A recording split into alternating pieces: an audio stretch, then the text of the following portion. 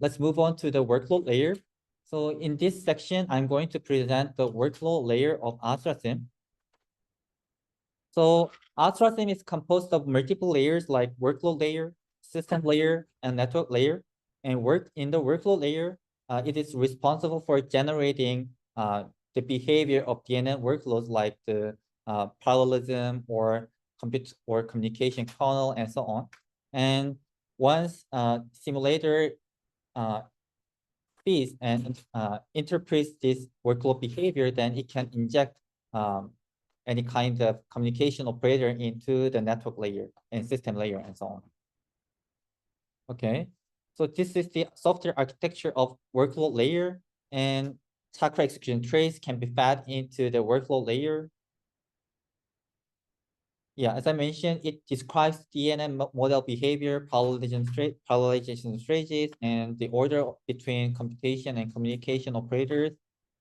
And yeah, currently Chakra execution trace schema is used for the workload layer of ASTRA-sim. And Chakra execution trace is standardized ML workload presentation, and it is part of ML Commons. And you can take a look at the ML Commons website, and also the code base is available on GitHub. And you can find some articles and papers about Chakra. This is the Chakra ecosystem. Let me repeat it because other people may have joined later. So first, you can collect execution traces from ML workload, and currently we support PyTorch. And from PyTorch, we can collect Chakra host execution trace and device execution trace. And after that, we need to merge these traces into simulatable Chakra execution trace, and then feed these execution traces into a simulator. It can be an internal simulator or open source simulator. But currently, I'm presenting about the open source simulator, ASTRA-sim. But if you have any internal simulator, once you replace your front end with the ET feeder that I have presented earlier, then you can use Chakra execution traces for your simulator. So as I mentioned, Chakra execution trace schema is available on GitHub, and it is in protocol format. And there are multiple types of operators, and 3 representative operator types are compute, communication, and memory access. And in compute operator, you can encode any kind of metadata that you want to have. So as you remember, these fields are not predefined. So you can just add this kind of metadata into the attribute field. In the attribute field, you can have either float or float list, double, integer, and so on. So if you want to encode floats, then you can just encode it by adding a new attribute to the field. And also you can do the same for whether it is CPU operator type, as it is a binary value, the type should be Boolean, and operator tensor size and compute time, and so on. Okay, so compute nodes are used for encoding gem operator or just other compute kernels. And also you can encode communication in communication type nodes. Usually it can be something like peer-to-peer send and receive, or you can encode collective communication like or reduce or gather. And if it is a part of communicator group, then the communicator group should be encoded. And also you can encode priority of this communication if you want to explore the design space of this priority. And you can do the same for memory access node. I have introduced this memory access node while I was a postdoc at Georgia Tech in Tushar's group. So we wanted to explore the design space with different memory tiers, and whether it is part of GPU memory or CPU memory and so on. So if you want to explore that kind of design space, then you can encode this kind of information in the memory node, tensor location, tensor size, and so on. So this is how ASTRA-sim workload layer parses Chakra execution traces and submits nodes. Let's say we have a tree of nodes like this, right? And first, there is a remote memory access node, and then 2 compute nodes depend on the remote memory access node, and other 2 operators depend on each compute node, and so on, right? And then This is a visualization result of chakra execution trace, and it is presented as a graph. And on the right side, you can find data dependency, inputs, outputs, and attributes, and so on. And you can also generate chakra execution trace. As I mentioned, on Chakra GitHub repository, you can find some example generator. Actually, we have released and implemented for validation and testing, but you are free to implement your generator.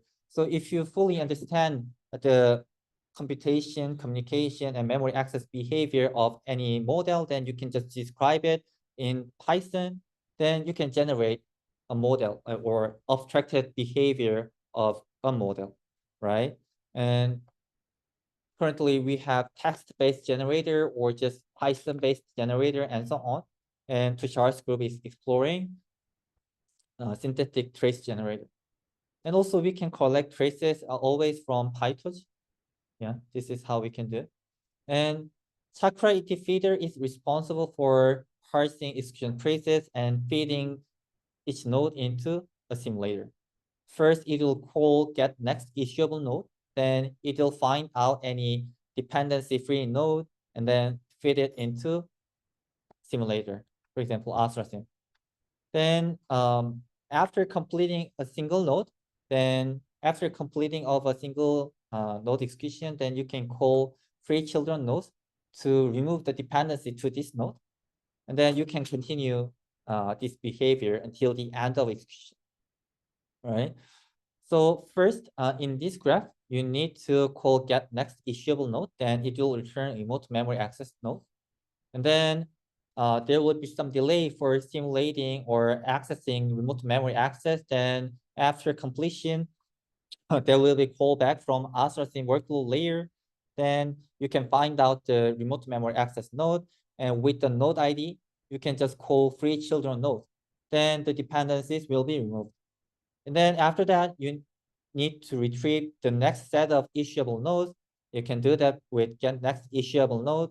Then after the completion of this node, then you can just free children nodes. Remove the dependency to this node. And then you can get another set of issuable nodes and you can repeat the same. So yeah, this is what we have done in ASTRA-sim and workload layer. And this is an example code that you can find in ASTRA-sim workload.cc. First, we need to retrieve the issuable node. And then until there is node in the get next issuable node, if hardware resources is available, then we just issue the node. Otherwise, we just push back to the queue, so on. We just repeat it until the end of simulation. And in detail, in the workload layer, we have multiple issue methods. One is issue remote memory, issue compute, issue communication, skip invalid. So let's start with the easiest one, invalid node. If the node type is invalid, just we can skip the node. If it is remote memory node, then we can feed this node into a memory performance model. Then the memory performance model is responsible for calculating the delay to access this memory for the given tensor size. But if you want to have more detailed performance model, then you can free to include more data and you can have more detailed performance model. And you can do the same for computation. As far as I know, there are at least two computation models for ASTRA-sim. One is just to reuse the measured runtime, and the other is to run the roofline model. For reusing the measured runtime, after calling issue comp, then in the function, it will read the measured runtime to calculate the callback delay. And in roofline model, it runs roofline model with memory bandwidth and peak performance and tensor size. Then it calculates the delay. So that's what we do in ASTRA-sim workload layer. Okay. And we also implemented other features like hardware resource occupy.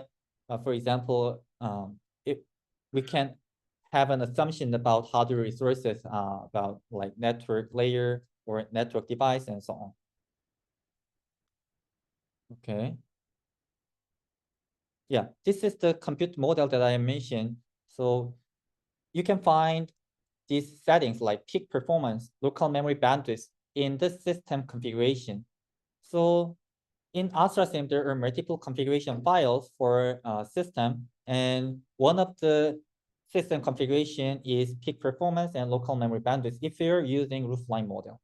And then you can set it in the system configuration file, and then when you simulate it, it will use these values for calculating the delay for a roofline model.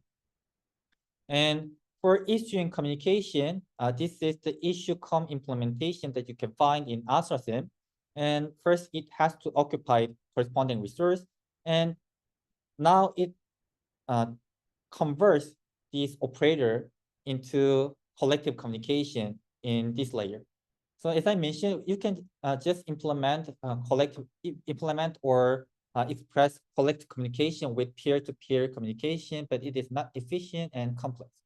So in ASTRA-sim, we are taking a collective communication operator, and then based on the encoded type and metadata, we can just call system layers function to simulate collective communication. In this case, you can find the function called generate all reduce. Then it is responsible for generating all reduce pattern within the system, right? And then after completing this all reduce operator, ASTRA-sim will call back to the workload layer.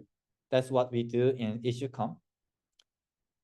So after completing any operator, it will release the hardware resource, and then it will free children nodes, and then also it just keeps issuing dependency-free nodes. So that's how the workload layer is implemented. I believe it is pretty straightforward. So yeah, that's what I have for the workload layer section. So do you have any questions?